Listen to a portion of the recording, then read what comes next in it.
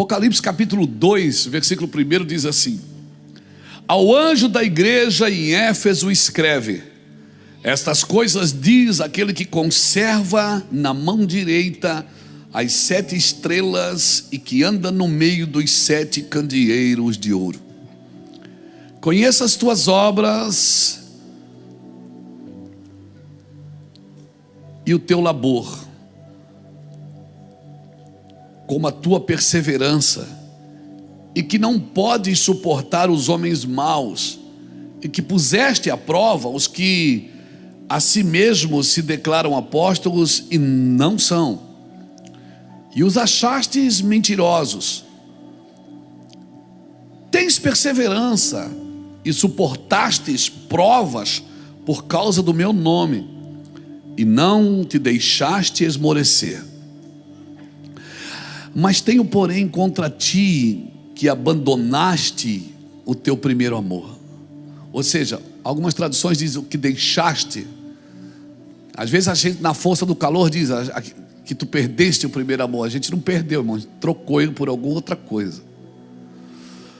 Tenho, porém, contra ti que abandonaste o teu primeiro amor. Lembra-te, pois, de onde caíste, arrepende-te. Uau, isso aqui é muito forte, hein, gente? Arrepende-te e volta à prática das primeiras obras. E se não, eu venho a ti e moverei do seu lugar o teu candeeiro, caso não te arrependas. Tens contudo a teu favor que odeias as obras dos nicolaítas, as quais eu também odeio. Quem tem ouvidos, ouça o que o Espírito diz à igreja. Ao vencedor dar-lhe-ei que se alimente da árvore da vida, que se encontra no paraíso de Deus. Glória a Deus. Obrigado, Jesus, pela tua palavra. Mas eu quero usar esse texto que o apóstolo João escreveu em Apocalipse, palavras de Jesus, né? A primeira das 7 igrejas relatadas em Apocalipse. Você vai vendo que é uma igreja que ela perde o amor. Depois você vai ver que entra em Esmirna, ela se torna uma igreja fraca. Em Pérgamo, ela se torna uma igreja mundana. Em Tiatira, ela se torna profana. Em Sardes, ela morre. Aí ela ressuscita em Filadélfia.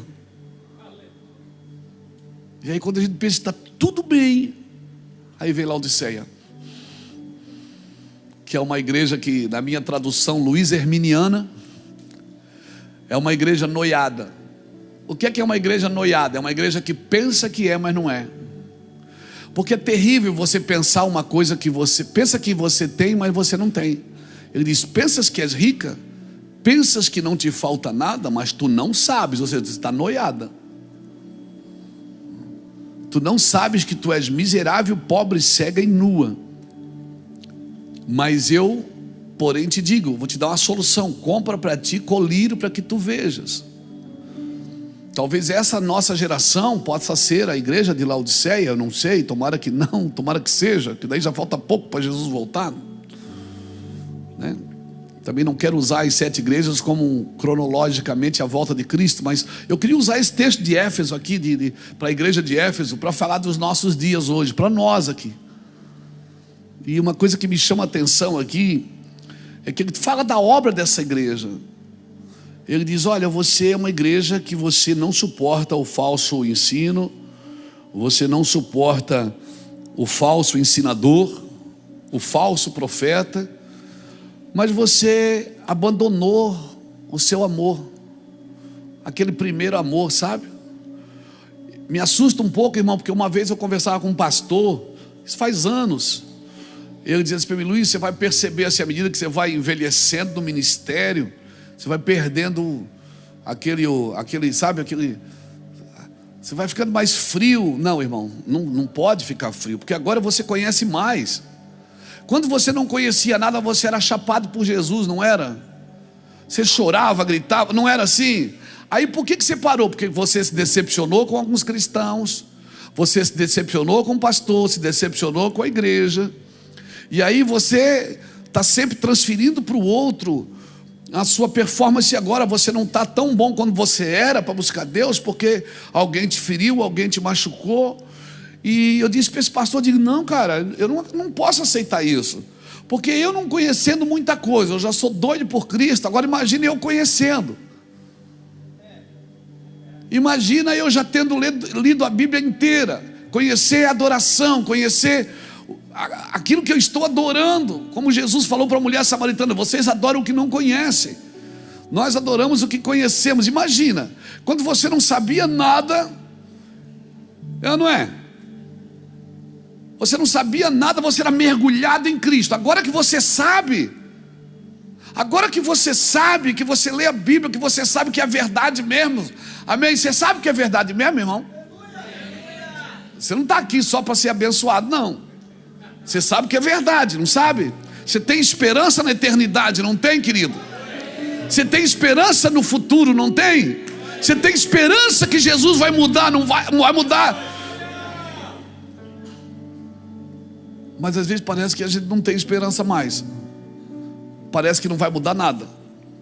Irmãos, ele diz, olha, eu tenho na minha mão direita as 7 estrelas, e eu ando no meio dos 7 candeeiros. Eu conheço as tuas obras e o teu trabalho. Agora você veja bem, eu conheço as tuas obras e o teu trabalho. Obra e trabalho. Ele está falando duas coisas. Ele disse, eu conheço as tuas obras e o teu trabalho.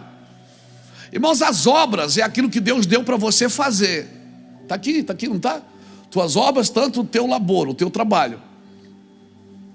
A obra é Deus que te deu para fazer. A palavra obra, ela veio da palavra avod, que é a mesma palavra para avodar, que é a mesma palavra para adoração. A palavra trabalho, ela vem de tripalo, que é tortura. O Senhor é como se o Senhor dissesse assim, tradução Luiz Herminiana. O Senhor está dizendo assim, eu te dei uma coisa para você adorar, e você transformou isso numa tortura. Eu te dei um lugar para você me adorar, eu te dei um serviço para você fazer. Isso deveria ser para você uma adoração, deveria ser para você uma satisfação, deveria ser para você algo gostoso de fazer, e você transformou isso num labor, numa tortura. Por isso eu conheço as tuas obras. As obras foi eu que dei, o trabalho não. As obras foi eu que dei, o trabalho não. Trabalho vem, não que você não tem que trabalhar, mas tem coisas para Deus que não é Deus, que não é você quem faz é Deus. E nós muitas vezes queremos fazer, e muitas vezes cobrar de Deus que não nos abençoa para fazer. Não, irmãos, a obra é de Deus, e só quem pode fazer a obra de Deus é Deus. Eu coopero com aquilo que Deus está fazendo. Eu não estou fazendo uma obra e convidei Deus para vir participar, não. É Deus que faz uma obra e me chama para estar dentro dela. Eu sou cooperador desta obra, mas a obra é de Deus, e só quem pode fazer esta obra é Deus, irmãos. Então, irmãos, essa palavra, hoje eu estava pensando, hoje à tarde, nós almoçamos em família hoje, porque um dos nossos sobrinhos está indo para o Nordeste, o João, com a esposa e os filhos estão indo para lá, para a base do Nordeste, e nós almoçamos em família hoje. Foi, né, a despedida do João. e a família é grande, irmão, tem que fazer bastante comida. A dona Roseli fez a galinha velha com polenta. Glória a Deus. A mãe podia ter cantado um louvor hoje também. A mãe está bem vestida igual todo mundo aqui. Não podia, gente? Tudo de marrom, não sabia que era para vir de marrom. Eu e Charles viemos de preto, né, Charles? É que nós somos church, né? Vocês não estão na visão, nós somos church. Aleluia. Glória a Deus. Então, e aí, família grande, comida grande, todo mundo conversa, parece estar brigando. Às vezes até o celular avisa que está falando alto. O Eduardo que falou isso lá, que o celular avisa, né? Que tá, família, todo mundo quer falar, família de vendedor, família de feirante. A gente trabalhava na feira, todo mundo falava, não é? Aleluia. E eu estava pensando nisso. Nós não podemos perder, nós não podemos trocar, nós não podemos substituir o primeiro amor que nos salvou, que nos tirou. E sabe por que a gente deixa o primeiro amor para trás? Porque a gente não traz ele junto. Porque parece que trabalhar na obra de Deus virou uma desgraça. Parece que trabalhar na obra de Deus virou um peso. Parece que servir a Deus, está uma luta. Não, irmão, deveria ser um prazer, deveria ser gostoso, deveria ser uma bênção, irmãos. Você trabalha para Deus, meu filho. Você trabalha com Jesus, meu amigo. Você tem tudo para dar errado na vida, e Jesus te chamou para Ele, aleluia. Você era para estar feliz, celebrativo. Você era para estar celebrando. Meu Deus, Deus me chamou. Você lê na Bíblia, as letras saltam no seu interior. Você tem revelação, meu amigo. Amém? Você cantava debaixo do chuveiro, está cantando na igreja, meu amigo. Olha isso, que coisa linda. Não é, Ricardo? Glória a Deus. Meu irmão, mas parece que virou um tripalo, virou uma tortura fazer a obra de Deus. Pessoas não confiam nas outras, não acreditam mais nas outras. Igrejas falam mal de outras igrejas. Pastores atacam outros pastores. Virou uma coisa muito chata, irmão. Sabe o que falta para a gente? Sabe o que falta? Voltar. E o Senhor está dizendo assim, se arrepende. Então o que eu aprendo aqui? Que se eu trabalhar sem amor, eu preciso me arrepender. Se eu sirvo a Cristo sem amor, eu preciso me arrepender. É pecado. Porque tudo que eu tenho que me arrepender é pecado. De tudo que eu tenho que me arrepender é pecado. Se o Senhor está dizendo volta, esse é o nosso problema. É que a gente acha que tudo de ruim que acontece na nossa vida é o diabo.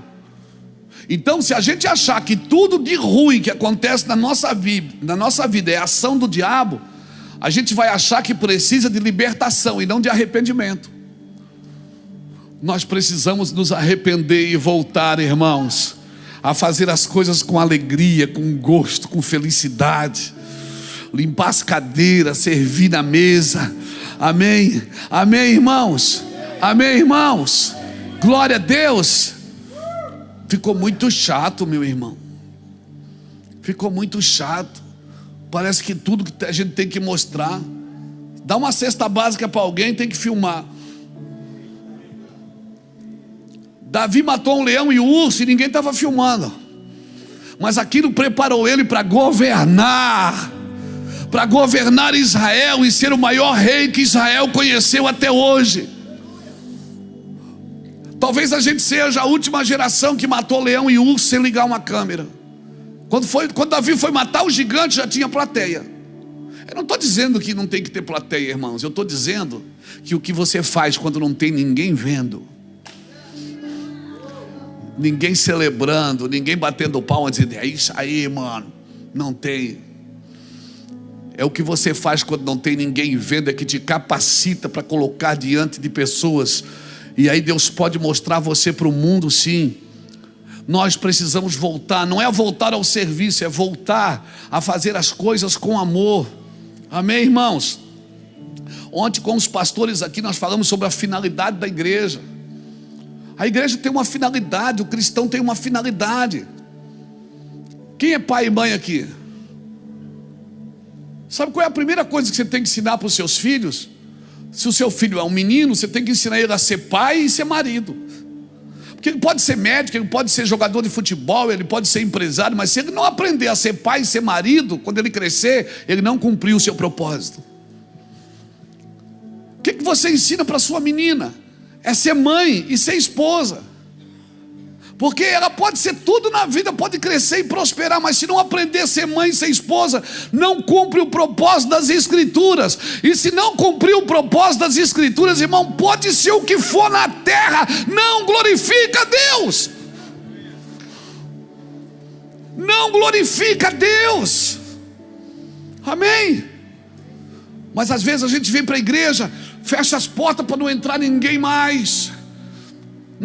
A gente até fala, nós estamos protegidos aqui dentro, aleluia, o mundo está perdido. Não, irmão.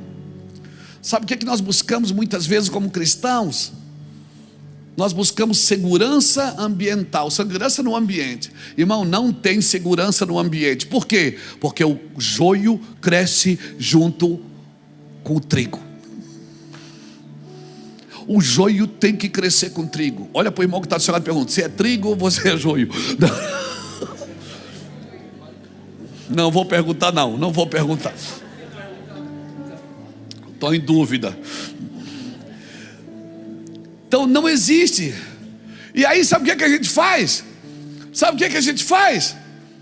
A gente faz aqui no meio também, não faz Beto? Beto, Mateus, Fábio, a gente não faz aqui? Escola de discípulo, escola de princípios, escola de liderança. O que a gente quer mesmo é descobrir quem é o joio para tirar. Mas não é para tirar o joio tem que crescer junto, meu irmão.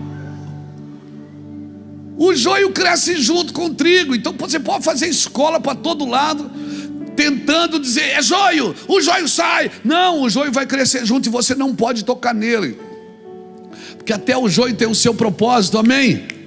Amém? Então esse é o propósito de Deus, porque o joio também está ajudando o trigo a amar mais. O trigo também tem um propósito para o joio. Quem separa o joio do trigo é o Senhor, não é você. Amém? Ah, mas eu sei, cara, que é um joio. Põe a sua mão aí, não. Não põe a sua mão aí. Deixa o menino rodar. Deixa o irmão, deixa a irmã. Ai, mas é uma luta. Deixa, tem que crescer junto. Você não tem coragem de perguntar de novo? Tem? Tem não, não pergunta não, para não rolar um sentimento. Então, irmãos, vitória para Deus não é o que você conquistou nos seus anos de fé, é o que você não perdeu. Amém? Quantas pessoas você conhece e eu conheço que conquistaram muitas coisas no Evangelho, servindo a Cristo, mas perderam a dignidade, muitos perderam a família, muitos perderam o ministério, muitos perderam a autoridade. Continua ministrando, mas perdeu a autoridade. Por quê? Porque, irmãos, para Deus, se você ler lá, bota aqui para mim, Hebreus capítulo 11, versículo 32 a 38, a galeria dos heróis da fé. Não vou ler Hebreus 11 todo, porque é muito grande, mas Hebreus 11, 32 ao 38. O que mais direi, certamente me faltará tempo necessário para referir o que há.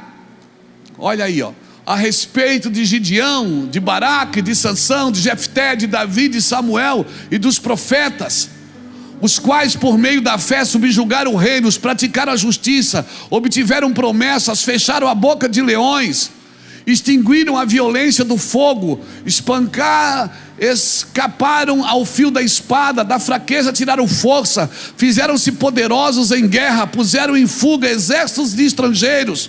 Mulheres receberam pela ressurreição os seus mortos, alguns foram torturados, não aceitando o seu resgate para obterem superior ressurreição. Outros, por sua vez, passaram pela prova de escárnios e açoites, assim até de algemas e prisões. Foram apedrejados, provados, cerrados no meio, mortos a fio da espada, andaram peregrinos, vestidos de pele de ovelhas e de cabras, necessitados, afligidos, maltratados, homens dos quais o mundo não era digno, errantes pelo deserto, pelos montes, pelas covas, pelos antros da terra. Olha para a galeria dos heróis da fé. O que eu aprendo aqui? Muitos venceram a força do fogo, e muitos morreram queimados em fogueira. Quem venceu? Quem apagou a força do fogo ou quem morreu queimado na fogueira? Os dois, irmãos. Muitos escaparam das pedras, muitos morreram apedrejados. Quem venceu? Quem escapou da pedra? Quem venceu? Quem morreu na pandemia ou quem se salvou dela?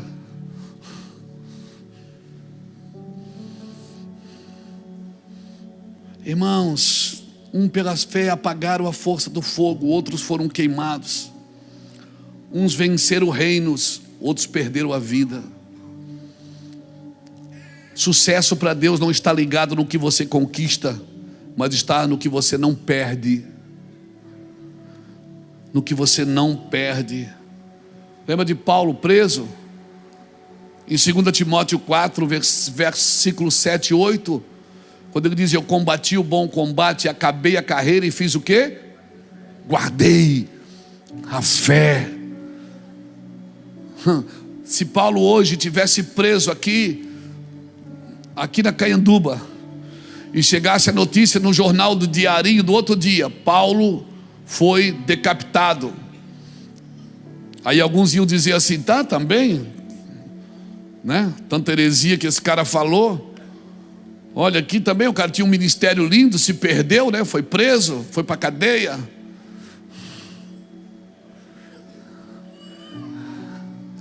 Ele disse: eu perdi tudo, mas eu guardei a fé. Muitas pessoas vão negociando a fé e o seu amor no caminho, irmão, para não perder as coisas. Pessoas vão negociando a sua moral, o seu caráter, para segurar as coisas. Não, irmão, você não deve perder a sua fé. Pastor, mas eu fiz coisa errada, tropecei. Mas se você tem fé, retorna, começa de novo, bate de novo, irmão. Vamos de novo, vamos mais uma milha, amém? Vamos de novo. Ah, pastor, eu disse isso, eu não aguento mais. Vamos de novo, meu filho. Não cria falsa linha de chegada para você, para achar que já chegou. Não, você não chegou em lugar nenhum, eu não cheguei em lugar nenhum. Ainda não parou, ainda não chegamos. Amém? Homens de Deus, mulheres de Deus, não é os que começam bem, são os que terminam bem. E terminar bem, no caso de Paulo, foi terminar dentro de uma cadeia, decapitado, com a fé guardada, intacta. Aleluia. O que importava para Paulo não é o que ele conquistou, mas era o que ele não perdeu. E o Senhor aqui está dizendo para Éfeso o quê? Eu tenho, porém, contra ti uma coisa só: você é trabalhadora. Você é trabalhadora, você é uma igreja relevante, influente. Você é uma igreja que não suporta a falsa doutrina. Você trabalha demais, vocês são perseverantes, meu Deus. Mas esse trabalho de vocês é tudo de plástico. Vocês não têm sentimento. Vocês perderam, vocês deixaram, vocês substituíram o amor pelo serviço. Vocês foram substituindo o amor pelo serviço. Irmão, quando você fazer coisas para Deus que não tiver mais lágrimas, se preocupe. Quando você for fazer alguma coisa para Deus e não tiver mais paixão, não tiver mais sentimento, cara, para tudo, porque nada disso interessa para Deus. Porque para Deus não é só o que você está fazendo, é quem você está se tornando por aquilo que você está fazendo. Porque você pode fazer muitas coisas boas e se tornar um homem mau. O que Deus quer é o que você se torne alguém parecido com Cristo, que sendo Deus não tomou por usurpação ser igual a Deus, mas a si mesmo se esvaziou, tomou a forma de servo e foi obediente até a morte. E o obediente, ele não faz tudo certo. O obediente, ele reconhece que está errado, ele faz de novo até acertar. Aleluia. Tenho, porém, contra ti que deixaste o teu primeiro amor. E sabe o que ele falou? Se você não voltar,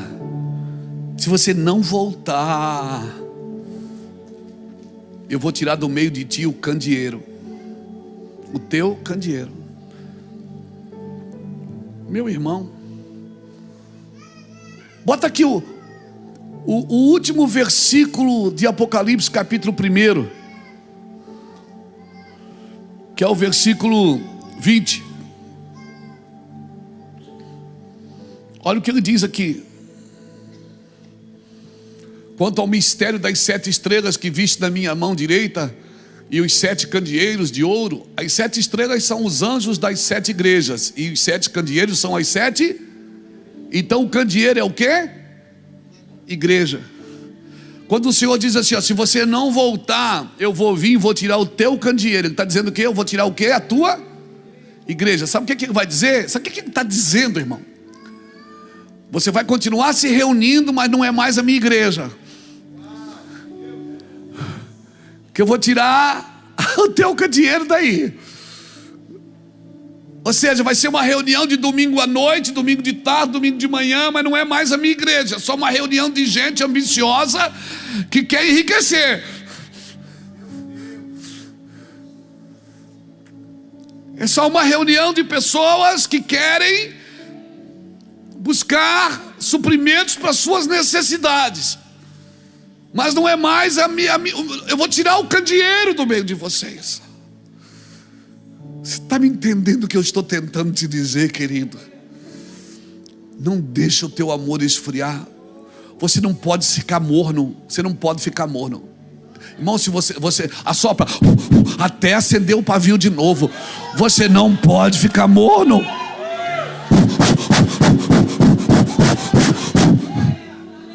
Porque o morno,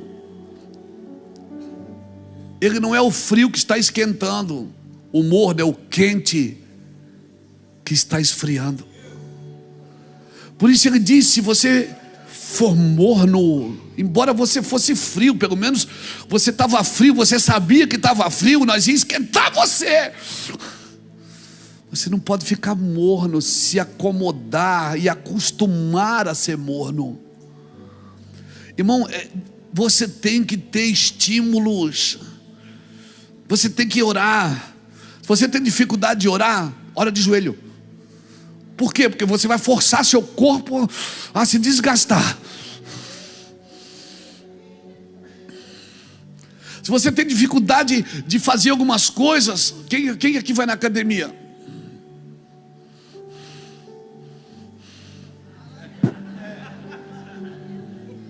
Ô irmão, os primeiros 10 minutos é terrível. A gente diz assim: eu vou fazer um cardio. A gente liga o cardio e já fica olhando para os pesos. Ai meu Deus, depois é os pesos. A primeira semana é terrível. Mas para que eles botam os espelhos lá? Para quê? Para você ter estímulos. Aí você olha.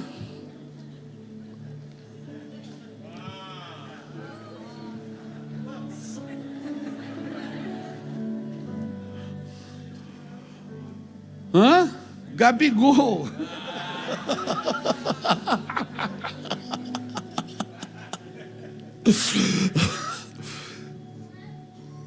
Para você ter estímulo, você precisa ter estímulos. Quem é o seu maior estímulo, irmãos? Sabe quem é o seu maior estímulo? Foi Jesus que te deu. Ele disse: eu vou dar para vocês, uma pessoa que ele vai guiar você sobre toda a verdade. Se você chamar, ele vai vir, vai pegar você pela mão.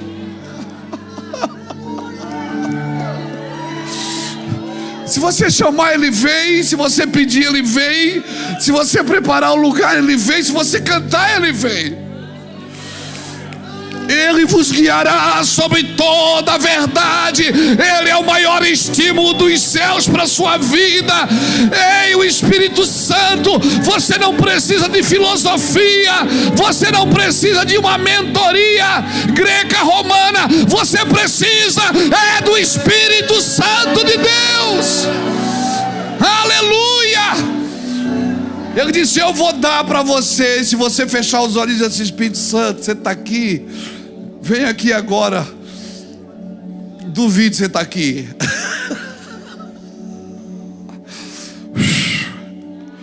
Ele é o seu maior estímulo. Ele foi dado para você, para revelar Deus para você, para te conduzir. Então para de procurar o amor de Deus fora de você.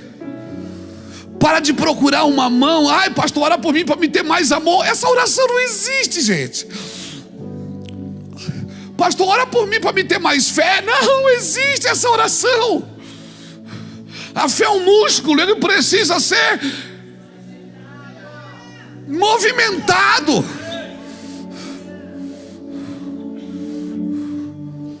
Ai, pastor, ora por mim, para mim. Eu não consigo orar, eu queria que o senhor orasse por mim, para mim voltar a orar. Oh, irmão, essa oração não existe. Você tem que forçar o choro. Você tem que forçar aí. Por que você tem que forçar? Você tem que falar com o Espírito Santo. Espírito Santo, tô mal, cara, pisei na bola. Você pode me ajudar eu assim, desse jeito, caidaço assim? Briguei na escola hoje. Briguei hoje com a esposa. Não bati nela, mas eu tive vontade de matar. Mas Espírito Santo, eu quero falar com o papai, mas eu não consigo. Me ajuda, você pode me ajudar? Nós não sabemos pedir como convém, mas o Espírito intercede conosco.